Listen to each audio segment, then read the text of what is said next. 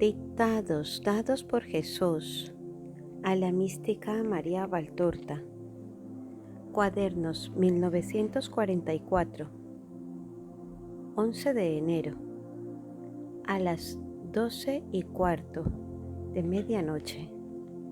Dice Juan: instruido como estaba, compenetrado e identificado con el Maestro, en mi Evangelio vive la palabra, tal como fue dicha, porque mi identificación con Él hizo que yo pudiese repetirla sin modificación alguna. Es cierto el que habla. Juan no es sino un instrumento que escribe, lo mismo que tú. Fortuna grande la nuestra, a la que se ha de corresponder con una fidelidad llevada hasta los más mínimos detalles, a fin de no contaminar de nosotros, criaturas, la doctrina divina, y que nos debe mover a llevar una vida intachable, para que caiga la palabra en donde ni aun la sombra de un pensamiento haya de impuro. Recibir la palabra de Dios es como recibir el pan del cielo. Es el pan del cielo, hecho palabra en nosotros, para transformarse en pan para el espíritu de los hermanos. Es la Eucaristía de la palabra, no menos santa que la Eucaristía del altar, porque llegando a nosotros, Cristo Eucarístico nos trae su alimento que nos dispone cada vez más a hacer de la Eucaristía nuestro manjar de vida eterna. Dijo él: Maestro mío y tuyo. Bienaventurados los que guardan en su corazón la palabra de Dios. Y dijo también: el que escucha mi palabra tiene la vida eterna. Y yo soy el pan vivo que del cielo desciende. Quien me come no morirá, y yo le resucitaré en el último día. Lucas 11:28, Juan 6, del 25 al 59. Así pues, el Maestro da un destino único a quienes se alimentan de Él, Verbo del Padre y pan del cielo. Mas no tanto te hablo a ti, por ti, discípula mía que estás en la luz, cuanto que yo, luz de Cristo, hablo de Él, luz del mundo, a los tenebrosos que, al igual de aquellos que tienen escamas en sus pupilas, marchan braceando en las tinieblas, sin acertar a dar con el camino por el que atraviesa el Maestro, y sin querer ponerse a gritar: Sálvanos, Jesús, danos tu luz. Si le llamasen, Él vendría a ellos, se quedaría en ellos y les daría la suerte feliz de llegar a ser hijos de Dios, nacidos por segunda vez, única vez que se puede volver a nacer, no en la carne que, una vez extinta, ya nunca revestirá a aquel espíritu que la tuvo por vestido, sino es en el último día, para ir con ella a la gloria o a la condenación, sino en el Espíritu, el cual, conectándose a Cristo, se regenera, porque al tenerlo Cristo en sí como parte de su ser santísimo, lo une al Espíritu de Dios, que es el que nos obtiene el renacer, no ya como hombres, sino como hijos de Dios, y conocerían la luz, se alejarían de las tinieblas y de la mentira, porque Cristo es verdad, porque Cristo es luz, y el Paráclito que Cristo dona a los suyos es luz y verdad. Y quien tiene a Cristo tiene en sí la verdad y la luz de la divinidad trina. Alejaos del eterno homicida que, por no haber perseverado en la verdad, que con su afortunada suerte angélica poseyó desde el primer instante de su creación, cayó y hace caer. Creed en Cristo, que no puede mentir por ser Dios y poseer la perfección de Dios. Él os dice una y otra vez: yo os resucitaré. ¿Cómo podría Él, perfecto como es en ciencia e inteligencia, decir palabras que no sean verdad? Él dice: resucitaré, no reencarnaré, y especifica: en el último día. Y más aún, como el Padre resucita a los muertos devolviéndoles la vida, así también el Hijo da la vida a los que quiere. Quien escucha mi palabra y cree en aquel que me envió, tiene la vida eterna y no incurre en condenación, sino que pasa de la muerte a la vida. Se acerca la hora en que los muertos oirán la voz del Hijo de Dios, y quien la atienda vivirá. Se acerca la hora en que todos oirán en sus sepulcros la voz del Hijo de Dios, y saldrán de ellos para ir. Los que obraron bien a la resurrección de la vida, y los que mal a la resurrección de la muerte. Juan 5, del 17 al 47.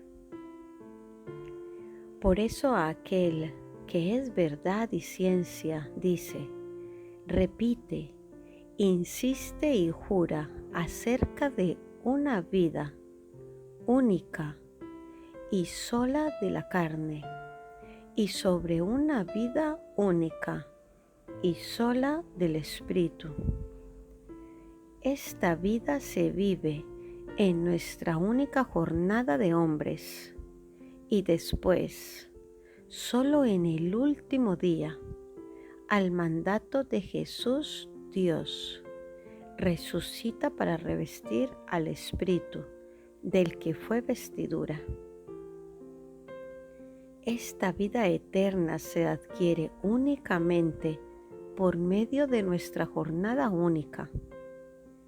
Y si durante ella hubiéramos llegado a matar una vez al Espíritu,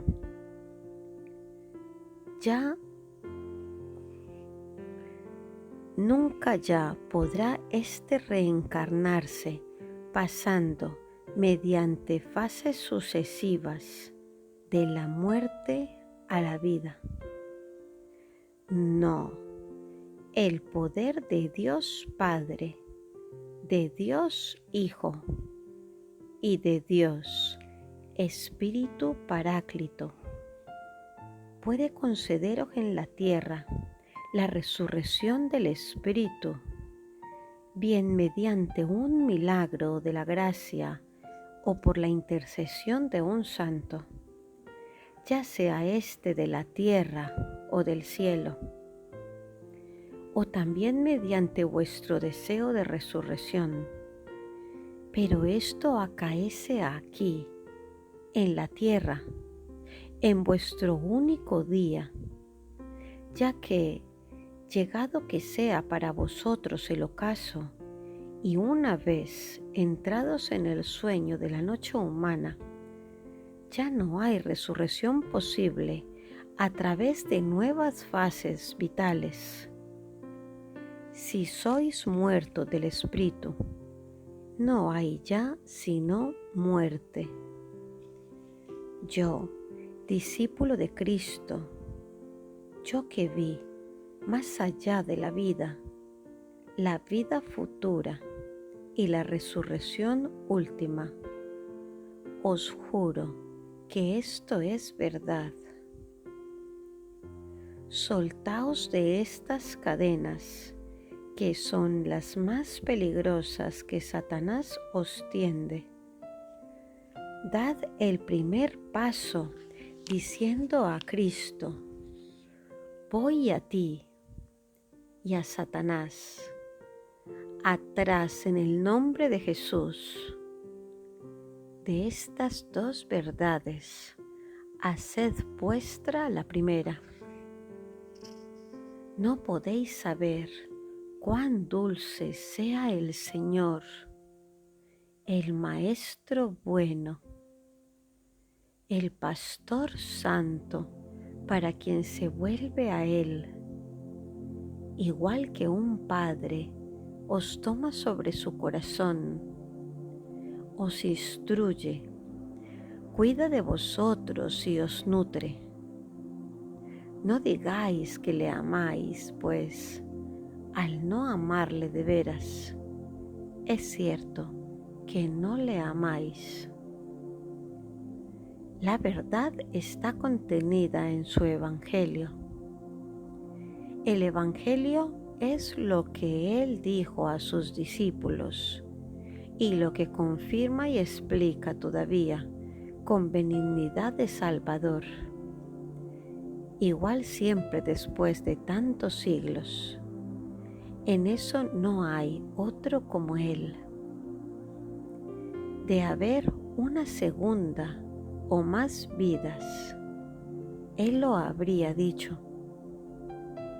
No sois persas ni sintoístas, sois cristianos.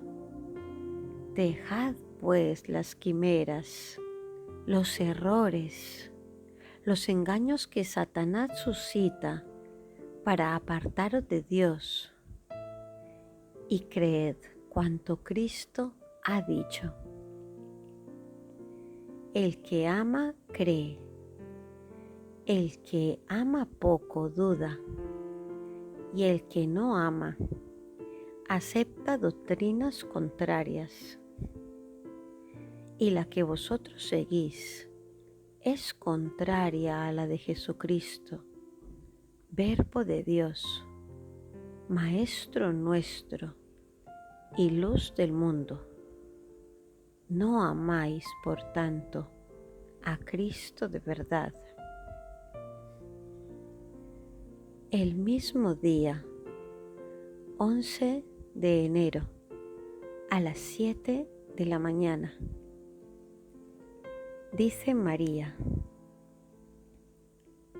era deseo ardiente de mi espíritu permanecer virgen en el templo por toda la vida, para alabar al Señor y pedir que fuese concedido el Emmanuel a quienes desde siglos aguardaban su venida de gracia. Por eso, cuando el sumo sacerdote me dio a conocer su voluntad de darme en matrimonio, experimenté interiormente mi primera turbación, siendo la segunda cuando el anuncio del ángel, Lucas 1, del 26 al 38.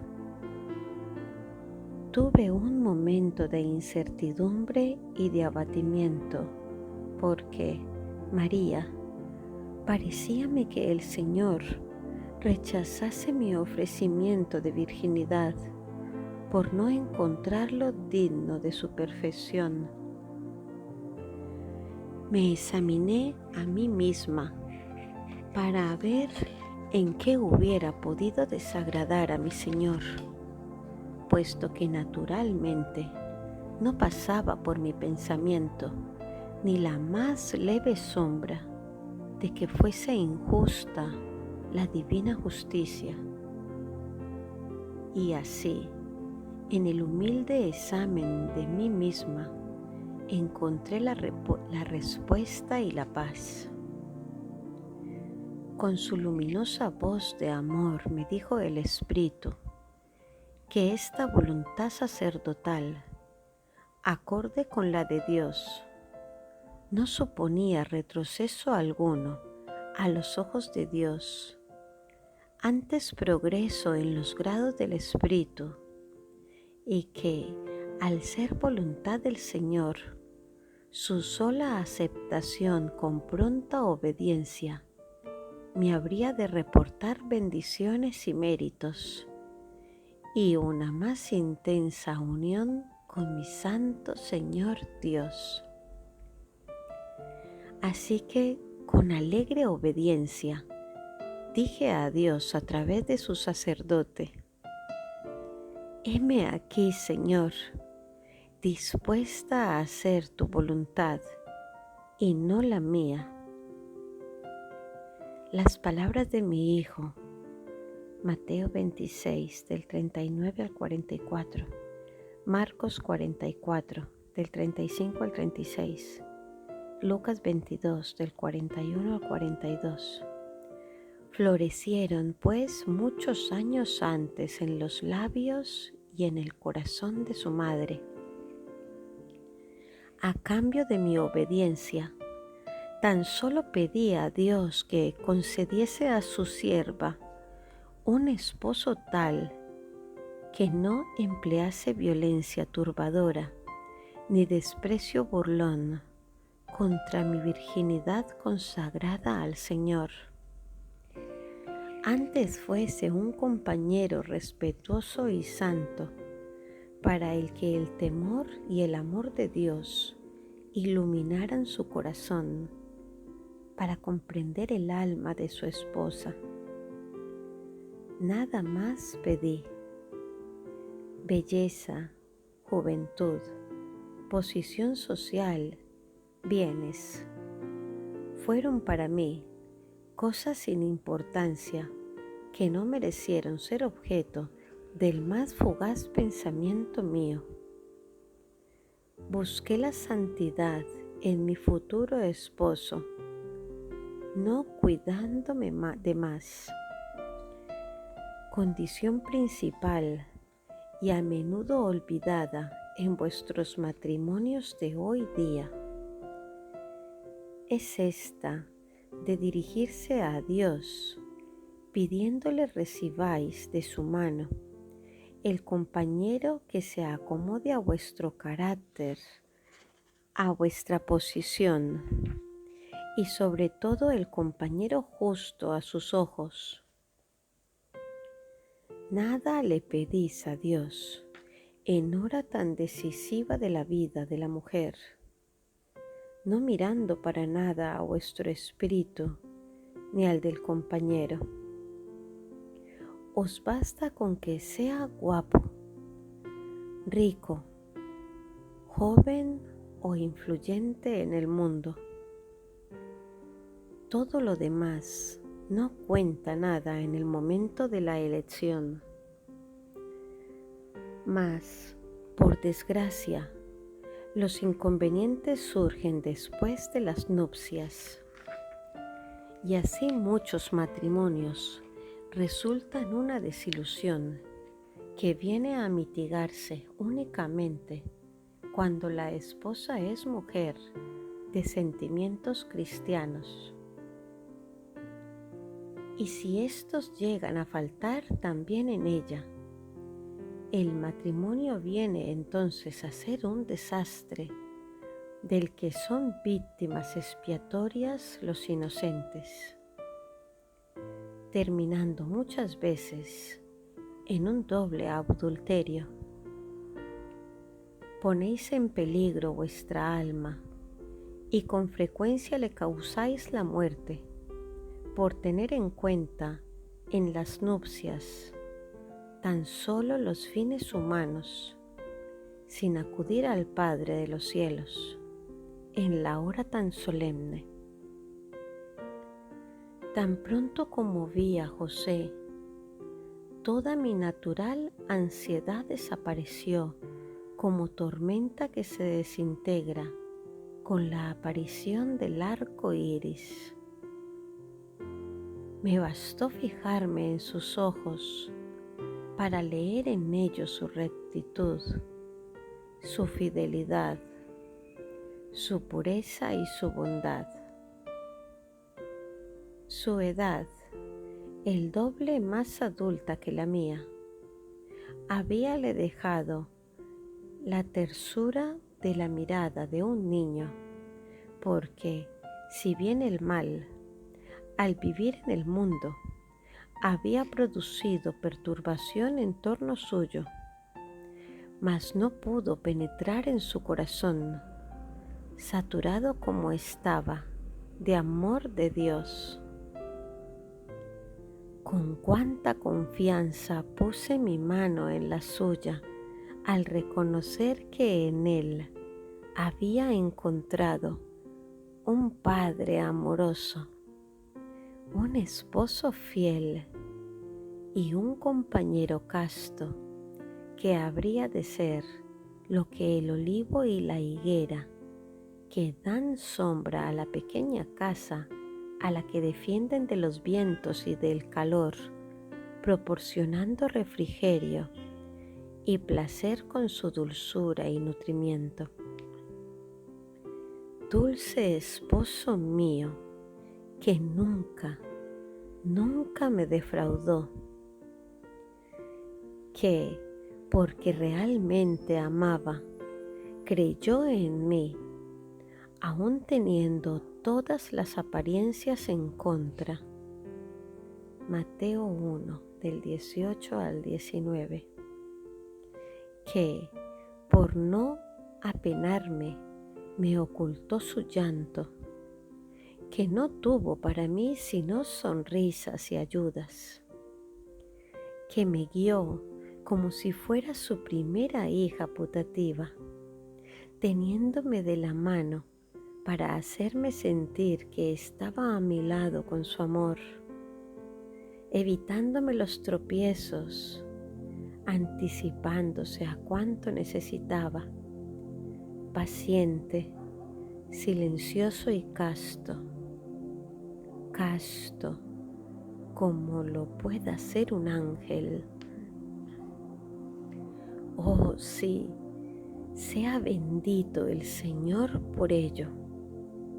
Yo, a quien destinó el Eterno para ser la reina de sus ángeles, tuve ya desde la tierra 2 ángeles a mi servicio.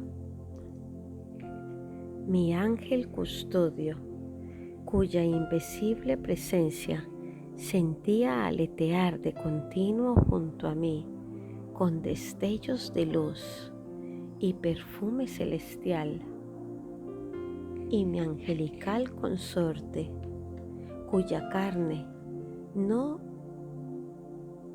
ensombrecida por deseo alguno de sangre, vivía al lado de la mía, al modo como 2 lirios se abren en un mismo bancal, perfumándose el uno al otro y floreciendo para el Señor, estimulándose mutuamente con el ejemplo de subir cada vez más arriba hacia Dios y a difundir con más intensidad su perfume en fuerza de la caridad de Dios y del compañero, pero sin unir jamás sus bocas floridas en un beso que manche de polen la seda angelical de su vestido de pureza. Santo y bendito José mío, no acaba mi corazón de dar gracias al Señor por habérmelo dado por esposo, concediéndole así a su sierva un Padre Santo que fuese una viva defensa de su virginidad al salir del templo, y así el hálito del mundo se quebrase en José, sin que estrépito o hedor alguno de humana torpeza penetrase a donde la eterna Virgen continuaba en sus alabanzas al Señor, igual que si hubiera continuado adscrita al servicio del altar tras el Santo de los Santos, allí donde resplandecía la gloria del Dios eterno. Esta mañana he tenido un despertar feliz. Había estado escribiendo desde medianoche hasta las 2, iluminada siempre por la paloma y abrazada por María, pues la visión hace referencia a la del día anterior, que habíase desvanecido al hacerse de día, se volvió a reproducir en toda su magnificencia ayer tarde, antes del sopor, y después volvió a empezar del modo como quedara, de las 11 a las 18, con el Espíritu Santo y María. Después de haber escrito me acosté rezando y de madrugada me dormí, a pesar de los vivos dolores que me interrumpían el sueño a cada instante.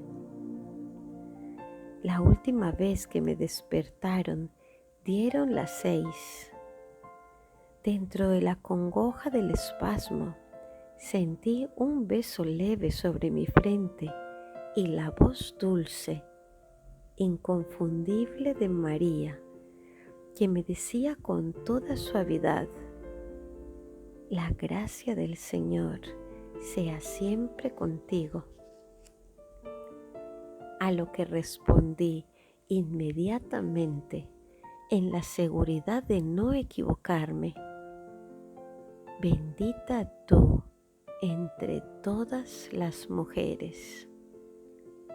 Y me acurruqué silenciosa en el calor del lecho, sintiéndome velada por la Madre, que acababa de saludarme con los mejores buenos días que puedan darse. Era mi intención escribirle esto enseguida, pero a las 7:30 empezó a hablar María de sus esponsales y lo he escrito después. Ahora agrego unas hojas porque se me dice que este es un dictado que debe unirse aquí por pertenecer a la serie de los precedentes. Y hace referencia que en efecto aquí habría terminado el cuaderno si María Valtorta no hubiese añadido, cosiéndolos con hilo de algodón, otros folios, 8 páginas, en los que aparece el dictado siguiente, con su nota de comentarios. Igualmente, el 11 de enero, a las 10 horas, dice el apóstol Pablo: parece como si aún vivieran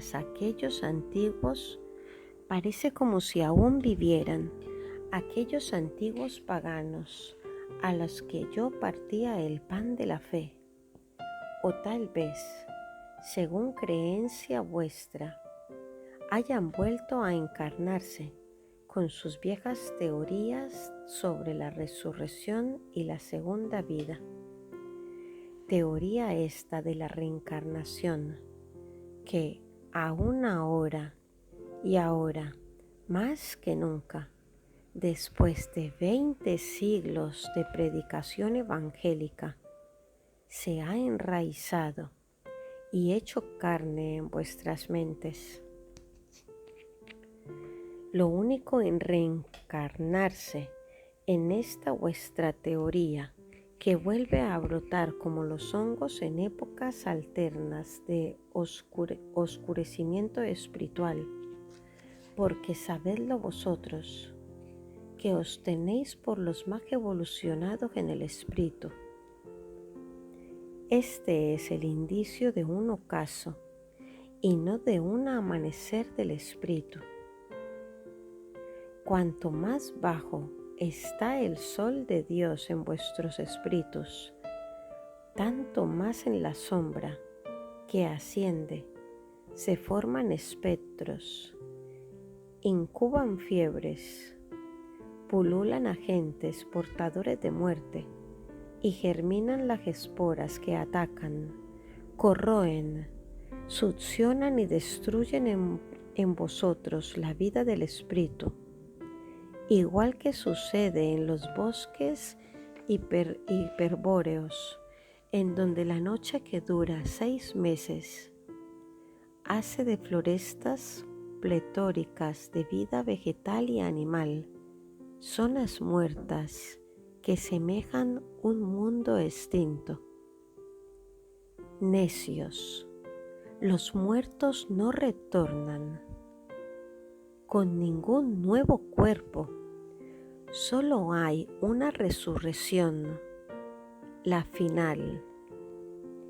No sois, no, vosotros, hechos a imagen y semejanza de Dios, semillas que en ciclos alternos despuntan y se hacen tallo, flor y fruto.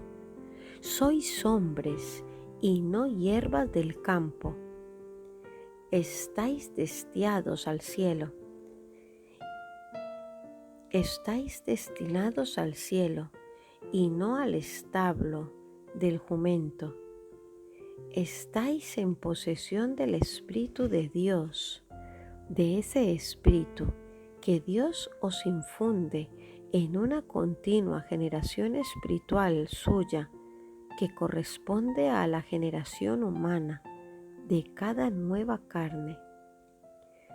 Pues que creéis que Dios, ese Dios nuestro omnipotente, ilimitado y eterno, haya de tener un límite que le imponga el tener que crear un determinado número de espíritus y ninguno más, de modo que, de continuar la vida de los hombres sobre la tierra, deba, cual si fuera encargado de un centro comercial, acudir a las estanterías y buscar entre los espíritus allí acumulados el que más convenga a determinada mercancía? O mejor aún, ¿creéis que sea él como un escriba que haya de esfumar cierto asunto, buscándolo en un rollo concreto, por haber llegado la hora de tener que echar mano de él para calificar un suceso? Oh necios, necios, necios, no sois mercancías, pergaminos ni semillas, sois hombres. El cuerpo, como semilla, una vez completado su ciclo, cae en la corrupción del sepulcro y el espíritu torna a su fuente para ser juzgado si está vivo o para podrirse en el que hace a la carne, y según la condición de su ser va a su destino, del que ya no sale sino para llamar a lo que fue suyo a una única resurrección, en la que quien fue un corrompido durante la vida, corrompido perfecto será eternamente con el espíritu y la carne, corruptos que en su única, sola e irrepetible vida tuvieron. Y así, quien fue justo en vida resurgirá glorioso e incorruptible, elevando su carne a la gloria de su Espíritu glorificado, espiritualizándola y divinizándola, ya que por ella y con ella venció, siendo de justicia que con ella triunfe. Aquí sois animales racionales, por el Espíritu que poseeréis, y que alcanza también la vida para la carne, a la que vence. En la otra vida seréis espíritus vivificadores de la carne, que consiguió la victoria, permaneciendo sujeta al Espíritu. Viene siempre por delante la naturaleza animal. Esta es la verdadera evolución, pero que es única. Después de la naturaleza animal que mediante la triple virtud supo hacerse a sí misma ligera, viene la naturaleza espiritual. Según como hayáis vivido en esta vida, así estaréis en la otra. Si predominó en vosotros lo celestial, conoceréis la naturaleza de Dios en vosotros, y poseeréis dicha naturaleza, puesto que Dios será vuestra posesión eterna. Mas si lo que predominó fue lo terrenal, tras la muerte, conoceréis la opacidad, la muerte, el hielo, el horror, las tinieblas, todo aquello, en fin, que es propio del cuerpo encerrado en el sepulcro, pero con esta diferencia, que la duración de esta segunda y verdadera muerte será eterna. Herederos como sois de Dios por su querer, no queráis, hermanos, perder esta herencia por seguir a la carne, a la sangre y al error de la mente. Yo también erré y fui contrario a la verdad y perseguidor de Cristo. Mi pecado lo tengo siempre presente, aún en la gloria de este reino, cuyas puertas me las abrieron mi arrepentimiento, mi fe, mi martirio en la confesión de Cristo y la vida inmortal. Mas, cuando me aterró la luz, dándose a conocer, yo abandoné el error para seguir a la luz. Hechos 9, del 1 al 22. A vosotros se os ha dado a conocer la luz a lo largo de 20 siglos de ininterrumpidos prodigios, innegables aún para los más feroces y obstinados negadores. ¿Por qué pues vosotros, que habéis tenido la suerte de contar como testimonio de esa luz, con 20 siglos de manifestaciones divinas, por qué os empeñáis en permanecer en el error? Os lo juro yo, que soy testigo de Cristo. Ni la carne ni la sangre pueden heredar el reino de Dios, solo el Espíritu. Y como se dice en el Evangelio de nuestro Señor Jesús, Mateo 22, del 23 al 33, no son los hijos de este siglo. Y fijaos bien, hermanos, que aquí la palabra siglo viene a indicar a aquellos que están en el mundo, es decir, los terrestres, los destinados a resucitar y a desposarse de nuevo, teniendo una segunda vida terrena. Tan solo resucitarán aquellos que sean dignos del segundo siglo, del eterno, esto es, aquellos que no podrán ya morir después de haber vivido, sino que por haber conseguido la vida espiritual y llegado a ser como los ángeles e hijos del Altísimo, ya no apetecen nupcias humanas, deseando con su espíritu un enlace tan solo con Dios amor, una sola posesión, la de Dios, una sola morada, la del cielo, y una sola vida, la que se desarrolla en la vida. Amén, amén, amén. Os digo a vosotros, creed para conseguirla. Y como ve, ha venido también San Pablo. ¡Oh, qué huracán! No me extraña que, con la vehemencia de su palabra, hubiera convulsionado hasta a los atenienses, habituados como estaban a sus oradores. Si Juan es susurro de viento perfumado del cielo, Pablo es ciclón, cargado de todos aquellos elementos capaces de doblegar las cimas más siniestras. Creo que se haya cerrado el cielo, y si todo este concierto de notas no penetra en ellos, y marca en paréntesis, el paréntesis con los puntos suspensivos aparece también en el cuaderno autógrafo.